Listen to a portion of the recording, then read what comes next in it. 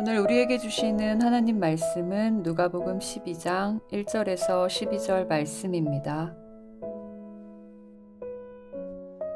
그 동안에 무리 수만 명이 모여 서로 밟힐 만큼 되었더니 예수께서 먼저 제자들에게 말씀하여 이르시되 바리새인들의 누룩 곧 외식을 주의하라.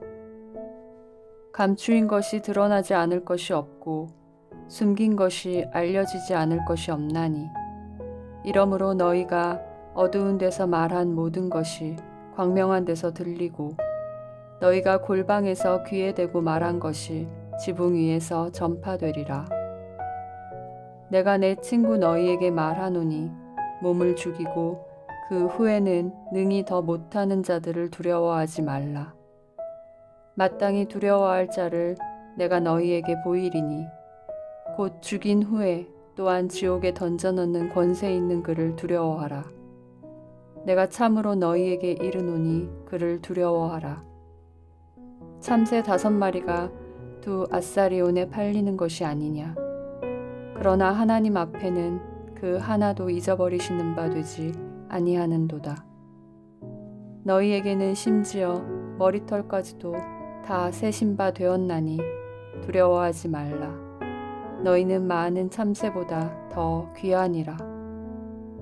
내가 또한 너희에게 말하노니 누구든지 사람 앞에서 나를 시인하면 인자도 하나님의 사자들 앞에서 그를 시인할 것이요 사람 앞에서 나를 부인하는 자는 하나님의 사자들 앞에서 부인을 당하리라.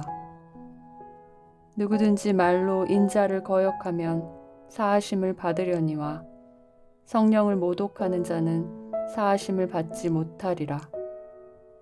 사람이 너희를 회당이나 위정자나 권세 있는 자 앞에 끌고 가거든 어떻게 무엇으로 대답하며 무엇으로 말할까 염려하지 말라. 마땅히 할 말을 성령이 곧 그때에 너희에게 가르치시리라 하시니라.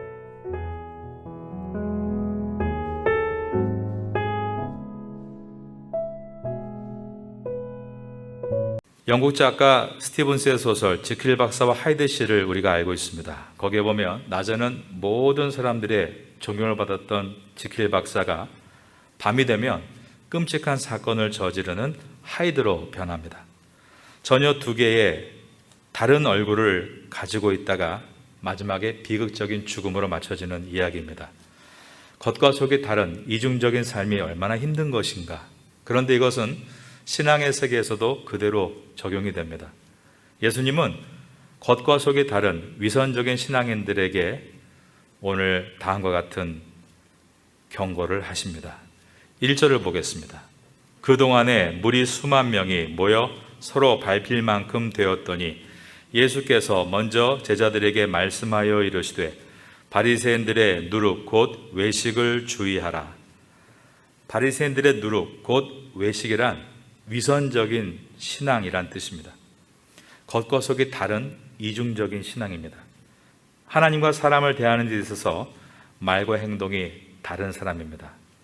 겉으로 보이는 행동은 뭐 하나 나무랄 데가 없이 예의 바르고 깨끗하지만 속으로는 전혀 다른 생각을 합니다. 욕심과 사악이 가득합니다.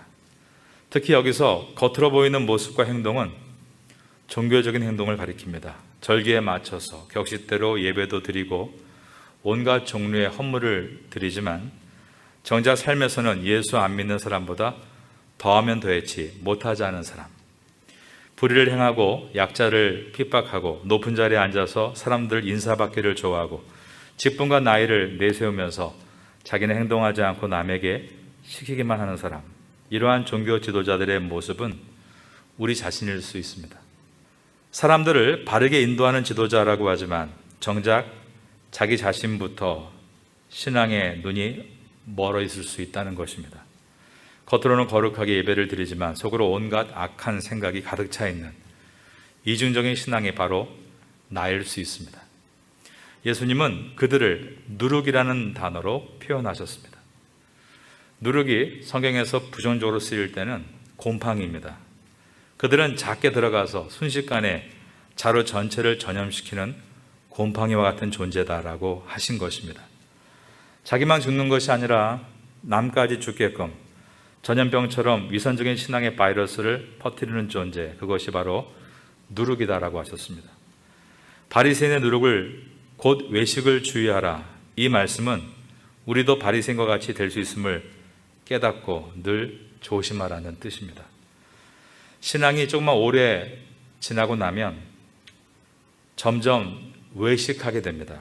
속은 썩어 있으면서 겉으로 경건한 척하는 외식을 할 수 있으니 주의하라는 말입니다. 사실 목사인 제가 가장 많이 엎드려 회개해야 된다고 생각합니다. 매주 종교적인 예식을 진행하다 보니까 마음의 진실함이 없이, 열정 없이 집례할 수 있습니다. 제가 처음에 목사 안수 받고 나서 축도했을 때 아직도 기억이 생생합니다. 이제는 우리 주 예수님의 은혜와라고 하는데 목이 메어왔습니다. 왜냐하면 전도사 때는 축도를 할 수 없거든요. 처음 담임 목사가 돼서 성찬 집례를 할 때도 얼마나 벅찬 감격이 흘렀는지 모릅니다. 주님의 살과 피, 그 감격이 파도처럼 밀려왔던 기억이 납니다. 처음에 중고등부, 청년부를 맡았을 때 수련회를 간다고 할 때 전도사일 때 얼마나 열정적으로 설교를 준비했는지 모릅니다. 정말 며칠 밤을 꼬박 새면서 원고를 타이핑하고 그것을 또 고치고 그러면서 혼자 은혜 받아서 울기도 하고 그럴 때가 많았습니다. 여러분도 처음에 주님의 일을 맡았을 때 얼마나 감격했습니까? 아, 주님이 나 같은 부족한 사람에게 이러한 귀한 일을 믿고 맡겨주시는구나. 우리는 우리가 알지 못하는 사이에 모든 자리에서, 모든 분야에서 배너리즘에 빠질 수 있습니다. 점점 지각하게 되고 아무 준비도 안 하게 되고 옛날에 했던 것을 다시 재탕하게 되고 그러면서도 겉으로는 매우 의로운 척, 능술능란한 척 할 수 있다는 것입니다. 주님과의 첫사랑의 기쁨과 순수함과 감사함이 사라져가는 종교인들을 주님은 히포크러시, 가면이란 뜻인 위선이란 단어로 말씀하셨습니다. 위선적인 신앙인들에게 주시는 주님의 무서운 경고는 그런 겉과 속이 다른, 겉으로 거룩한 척하고 진심인 척하지만 속으로 세속화에 물들어 있는 그 썩은 모습이 언젠가는 드러난다는 것입니다. 누가복음 12장 2절과 3절을 보겠습니다. 2절 말씀입니다. 다 같이 읽어볼까요? 시작. 감추인 것이 드러나지 않을 것이 없고 숨긴 것이 알려지지 않을 것이 없나니 이러므로 너희가 어두운 데서 말한 모든 것이 광명한 데서 들리고 너희가 골방에서 귀에 대고 말한 것이 지붕 위에서 전파되리라. 거짓이 영원히 은폐될 수 없다라는 것입니다. 사람들의 눈만 의식하며 위선적인 신앙을 했던 사람들은 그 속내가 하나님 앞에 다 공개될 날이 오게 될 것이다. 사람들이 위선적인 신앙생활을 하는 이유는 이 순간만 넘기고 사람의 눈만 속이면 된다라고 생각하기 때문입니다. 그런데 예수님은 우리가 잊고 있는 것이 있다고 하십니다. 바로 하늘나라의 데이터베이스, 하늘나라 기억 장소입니다. 하늘나라 레코드에 다 기록이 된다는 것입니다. 세상의 사람들은 자신의 말에 책임을 지지 않습니다. 아니된 굴뚝에 연기를 내는 일이 얼마나 많습니까? 그럼에도 근거 없는 무책임한 말을 하고 나서도 나중에 회개하지도 않습니다. 아니면 말고 다 그런 식입니다. 그러나 하나님의 자녀들은 결코 그렇게 할 수 없습니다. 왜냐하면 하나님께서 지켜보고 계시기 때문입니다. 디모데후서 3장 5절에는 열매 없는 위선적인 신앙에서 돌아서라 라고 말씀합니다. 경건의 모양은 있으나 경건의 능력은 부인하니 이 같은 자들에게서, 그 다음 저를 따라하겠습니다. 내가 돌아서라. 경건의 모양은 있으나 경건의 능력은 부인한다. 이 말이 무슨 뜻일까요? 겉으로는 경건한 척, 거룩한 척, 바른 척 합니다. 하지만 속으로는 내가 이렇게 경건하게, 거룩하게, 바르게 살려고 노력하는 것은 아무 소용이 없다라고 생각하고 사람들이 안 보이는 곳에서는 세속적이고 더럽고 틀리게 살아갈 때 성령의 역사는 결코 나타나지 않는다는 뜻입니다. 경건의 능력은 곧 성령의 능력을 말합니다. 거룩함에 능력이 있는 것을 믿으십니까? 여러분 모두가 거룩하면 뭐 할까? 아무 필요 없다가 아니라 거룩의 능력이 있음을 기억하시고 반드시 여러분 삶 가운데 능력의 열매가 나타날 수 있게 되기를 예수님의 이름으로 축원합니다. 거룩한 능력은 영적으로는 마귀의 권세를 내쫓는 능력이고 삶에서는 원수 같은 사람도 용서하고 심지어 사랑할 수 있는 능력입니다. 이 경건의 능력이 나타났던 때가 바로 로마 시대였습니다. 거룩의 능력, 성령의 능력이 로마를 강력하게 덮치자 로마란 제국은 주님을 영접하는 제국으로 바뀌게 되었습니다. 역사가 분명히 경건의 능력을 증명하고 있는 것입니다. 이 능력이 오늘 이 시대에 우리가 사는 파타야에 임해야 될 줄로 믿습니다. 1절에서 무리가 수만 명이 모여서 서로 밟힐 만큼 예수님 앞에 있었다. 근데 이 상황에서 예수님은 전혀 고무되지 않으셨습니다. 그 대신에 바리새인들의 누룩 곧 외식을 주의하라라고 하시며 이 큰 군중도 외식하는 잘못된 지도자 몇 사람에 의해서 타락할 수 있다는 것을 말씀하셨습니다. 그래서 제자들에게 너희도 깨어 있으라고 경고하신 것입니다. 수많은 군중들이 따르는 것에 고무되어서는 안 되고 바른 지도자, 바른 교사가 되도록 깨어 있으라라고 하신 것입니다. 12장 4절을 봅니다. 내가 내 친구 너희에게 말하노니 몸을 죽이고 그 후에는 능히 더 못하는 자들을 두려워하지 말라. 예수님께서는 군중이 아닌 위선자들이 아닌 친구들, 즉 예수님의 말씀을 듣고 순종하는 제자들에게 하셨습니다.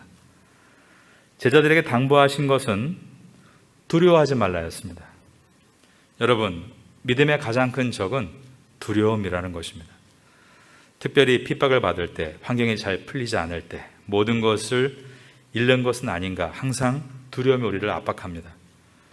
욥의 주변이 그랬고 욥의 아내는 결국 욕하고 떠나고 말았습니다. 두려움이란 하나님이 아닌 자기 자신을 바라볼 때 일어나는 불안감입니다. 또한 두려움이란 하나님이 아닌 세상과 사람을 바라볼 때 생기는 위압감입니다. 그러나 믿음은 하나님을 바라봄으로 얻는 담대함과 용기입니다. 내가 문제를 묵상하고 있으면 두려움과 근심이 점점 커집니다.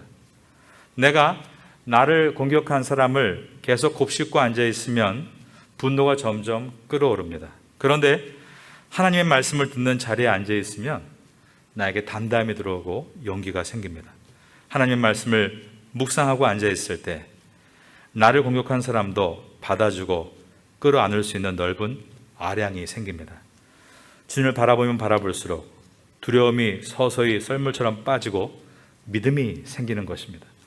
오늘 주님께서 여러분에게 주시는 이 말씀 가운데 두려워하지 말라 이 말씀을 마음에 받으심으로 이 예배의 자리에서 주님께로부터 담대함과 용기를 선물로 받게 되기를 예수님의 이름으로 축원합니다.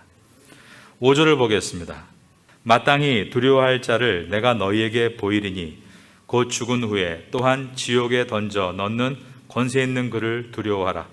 내가 참으로 너희에게 이르노니 그를 두려워하라. 예수님께서는 우리의 육체에만 압박을 가할 수 있는 자를 두려워하지 말고 우리의 육체뿐 아니라 영혼을 지옥에 던질 수 있는 그분을 두려워해야 한다라고 하셨습니다. 즉 하나님을 경외하라는 가르침입니다. 사람들은 우리의 몸을 죽일 수 있는 사람, 나의 육체를 압박하는 사람을 두려워합니다. 그래서 권력을 두려워하고 직장 상사를 두려워하고 돈 많은 사람을 두려워합니다. 내 밥줄을 그가 쥐고 있다고 생각하는 것입니다. 그런데 여러분, 그들의 밥줄은 누가 쥐고 있는 것입니까? 바로 하나님이 쥐고 계신 것입니다. 그러니 두려워하지 마십시오. 육체의 고통은 길어야 수십 년이지만 영혼의 고통은 영원합니다. 우리가 사람을 두려워하지 않을 수 있는 이유는 하나님께서 우리의 생명줄이시기 때문입니다.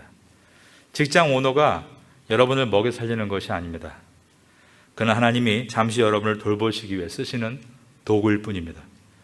하나님께서 여러분을 돌보고 계십니다. 너무나 섬세하게 돌보고 계십니다. 바로 그 내용이 6절과 7절입니다. 참새 5마리가 두 아사리온에 팔리는 것이 아니냐. 그러나 하나님 앞에는 그 하나도 잊어버리시는 바 되지 아니하는도다. 너희에게는 심지어 머리털까지도 다 세신 바 되었나니 두려워하지 말라. 너희는 많은 참새보다 더 귀하니라.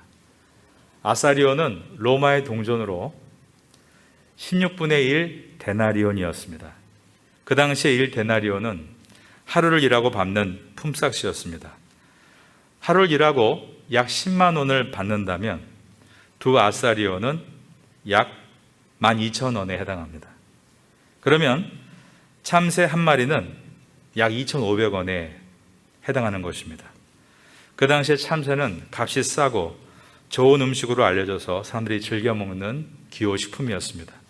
예수님은 이 값싼 작은 미물인 참새 한 마리도 하나님이 허락하지 않으시면 떨어져 그들의 손에 넘겨지지 않는다라고 하셨습니다. 무슨 뜻입니까? 모든 것은 하나님의 친밀한 계획 안에 있고 그분의 섭리에 운행되어지고 있으며 하나님의 돌보심이 있다라는 것입니다. 7절은 심지어 모못까지도 더더구나 논법으로서 작은 새도 무시하지 않는 하나님은 그것들보다 훨씬 더 귀한 당신의 사람들을 보살피신다는 말씀이었습니다. 우리가 상상할 수 없는 부분까지 다 아시고 간섭해 주고 계십니다. 그러므로 어떤 시련이 와도 두려워하지 말라라고 말씀하고 있는 것입니다.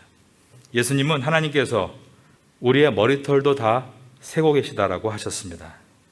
우리 학생들은 머리숱이 많아서 아무런 은혜가 없죠. 그런데 나이가 좀 들면 머리숱이 없어서 이 말씀을 들을 때마다 얼마나 위로가 되는지 모릅니다. 하나님은 여러분의 통장의 잔액을 아시고 여러분의 직장 생활과 학교 생활에 일거수일투족을 모르는 것이 없으십니다. 내가 섭섭한 일을 당할 때, 내가 해고를 당했을 때, 건강한 줄 알았는데 큰 병에 걸렸다는 하늘이 무너지는 선고를 당할 때, 나에게 억울한 일이 생기고 억울하게 욕을 먹고 있을 때 하나님은 그 모든 것을 아시고 나를 보호하시며 회복의 길로 인도하시는 것입니다. 그러니 예수님께서 가르치신 기도와 같이 어려운 모든 상황에서 우리는 구하고 찾고 두드리는 것입니다. 하나님은 그 간절한 기도에 응답하시는 분이시기 때문입니다. 세상의 사람들은 잘 되면 재수가 좋다고 말합니다. 잘 안 되면 재수 없다고 말합니다. 운이 좋다, 운이 나쁘다. 일진이 좋다, 일진이 나쁘다라고 말합니다. 그러나 그 모든 운도, 재수도, 팔자도 전부 다 하나님의 섭리 안에 들어있는 것입니다.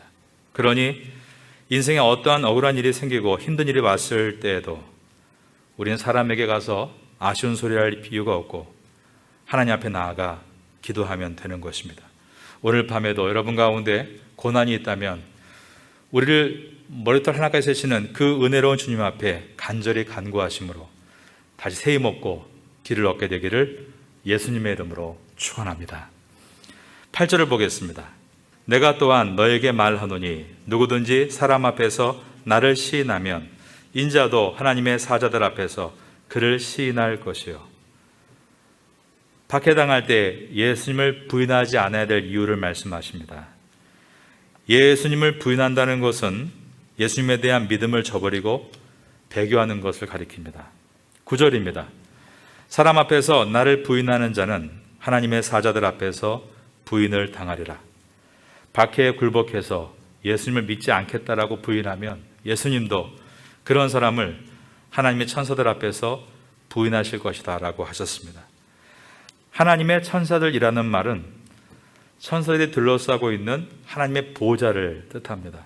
하나님 앞에서 배교자가 심판받을 때 예수님이 차서가시는 예수님의 모습은 바로 그를 변호하는 모습이 아니라 배교자에게는 심판의 모습으로 나타날 것이라고 하셨습니다. 박해 앞에서 예수님을 믿지 않겠다라고 신앙을 버리는 자는 결국은 구원을 얻을 수 없다라는 말씀입니다. 10절을 보겠습니다. 누구든지 말로 인자를 거역하면 사하심을 받으려니와 성령을 모독하는 자는 사하심을 받지 못하리라. 여기서 인자는 The Son of Man, 사람의 아들, 즉 이 땅에 사람의 아들로 오신 예수 그리스도를 말씀합니다. 그러므로 말로 인자를 거역한다는 것은 예수님을 말로 거역한다는 뜻입니다. 이 죄가 결코 가볍지 않죠. 그렇지만 사함을 받으려니와 즉 용서를 받을 수 있다라고 하셨습니다. 왜냐하면 내가 오늘 말씀에 대해서 무지했기 때문에 예수님을 안 믿을 수도 있지 않겠습니까? 우리들도 모두가 과거에는 복음에 대해서 무지해서 예수님을 믿지 않던 죄를 범했던 사람들입니다. 그러나 내가 과거에 예수님을 부인했다 할지라도 성령의 역사가 있다면 또한 오늘은 받아들일 수 있는 것입니다. 그러나 성령의 역사 자체를 부인하고 대적하면 영영 그리스도를 만날 기회가 없어지는 것입니다. 이것이 바로 성령을 모독하는 죄라는 뜻입니다. 병행본문이라고 하죠. 같은 내용을 마태복음 12장 31절과 32절에서는 내가 너에게 이르노니 사람에 대한 모든 죄와 모독은 사하심을 얻되 성령을 모독하는 것은 사하심을 얻지 못하겠고 또 누구든지 말로 인자를 거역하면 사하심을 얻되 누구든지 말로 성령을 거역하면 이 세상과 오는 세상에서도 사하심을 얻지 못하리라라고 말씀하셨습니다. 여기서 성령을 모독한다는 것은 성령을 더러운 귀신과 동일시한다는 말입니다. 이 내용을 이해하기 위해서는 마태복음의 내용을 우리가 알 필요가 있는데 누가복음에서 나왔던 이야기입니다. 예수님께서 기적을 행하시자 종교 지도자들 중에 몇 사람이 저거는 바알세불의 힘을 빌려서 내쫓는 것이다 라고 말을 했습니다. 바알세불은 그 당시 이방 신인데 발음을 좀 바꾸면 파리의 왕이다 라는 뜻이었습니다. 그러니까 예수님을 파리의 왕의 힘을 빌려서 기적을 행하신다. 즉 성령의 역사를 귀신의 역사라고 왜곡을 했던 것입니다. 예수님의 인기가 치솟자 자기들의 입지를 지키기 위해서 그들은 성경을 인용해서 예수님을 때리려고 했습니다. 그러다가 결국 성령의 역사를 귀신의 역사라고까지 왜곡하고 모독했던 것입니다. 성령을 이렇게 모독하면 그들은 예수님을 믿고 구원받을 기회가 없어지는 것입니다. 그러므로 성령을 모독하지 말라는 것은 주신 기회를 계속 자기의 것으로 변질시켜서 결국 구원에 이르지 못하는 불행이 오지 않도록 깨어 있으라는 말씀입니다. 11절과 12절은 고난 가운데 함께 하시는 성령님에 대한 말씀입니다. 사람이 너희를 회당이나 위정자나 권세 있는 자 앞에 끌고 가거든 어떻게 무엇으로 대답하며 무엇으로 말할까 염려하지 말라.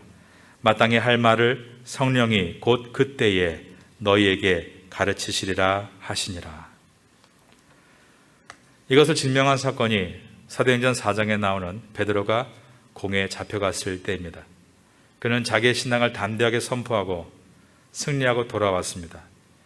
베드로는 우리가 알고 있는 대로 기질적으로는 매우 순간적으로 행동하는 사람이고 두려움이 많은 사람으로서 예수님 앞에서 자기의 믿음을 자랑했지만 결국 예수님께서 잡혀가실 때 도망을 쳤던 과거를 갖고 있던 사람입니다.